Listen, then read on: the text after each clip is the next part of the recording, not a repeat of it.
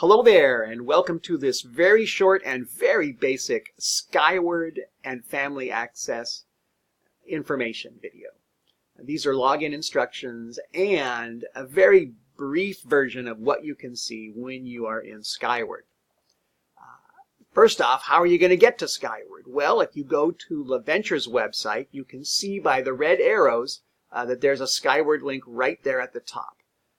And to get to the LaVenture website, in the address bar of your web browser, simply type in laventure.mountvernonschools.org and it will take you right to this page, which, if you click the link here, will take you right to Skyward.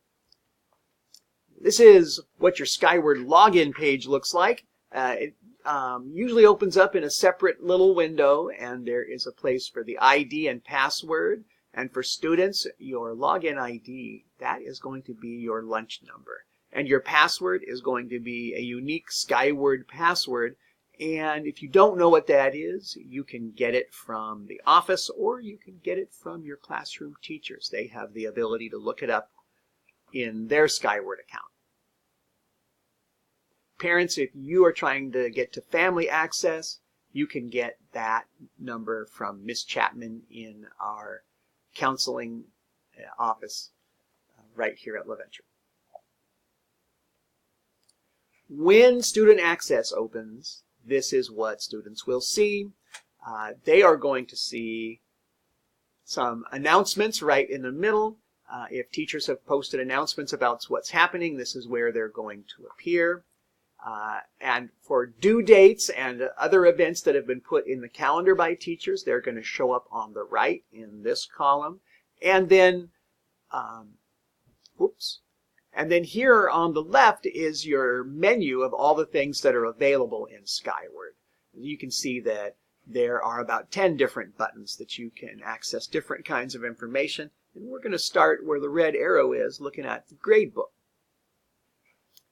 When you're in Skyward Gradebook, this is what it is going to look like. And you can see the red arrow pointing at the name of the class and that teacher's name. That is how you know which course. And you can see it starts with period 1, and then it will go down their schedule in order. And listed below are assignments that and standards that are put into this teacher's gradebook already. Something else important you should know is the missing events. Right now, this student has 4 missing events in Skyward, and you can see what those are and what their due dates were right here. And you should also have a little icon that will appear mousing over, and you should be able to print those events. Well, one more thing I want to make clear on the gradebook is the color of this column. The T1 at the top stands for Term 1, or also referred to as the first quarter. And that is highlighted because that is the active quarter happening right now. And you can see at the second red arrow, this teacher already has a grade in for this student.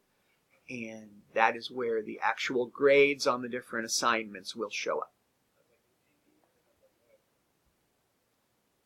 Now, other things to look at on the left are calendar. If there is a calendar in Skyward, and as teachers post assignments, they are there.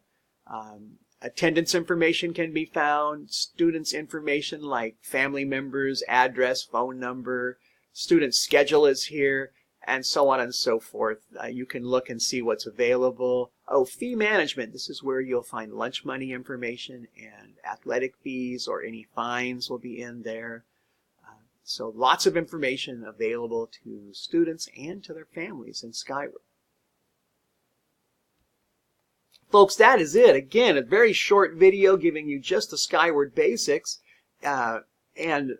Families, once again, ask Miss Chapman in the counseling office for your family access ID. It will be a different password. And let me finish by saying every day does count. We really are pushing attendance this year. We want our students at school every day if possible.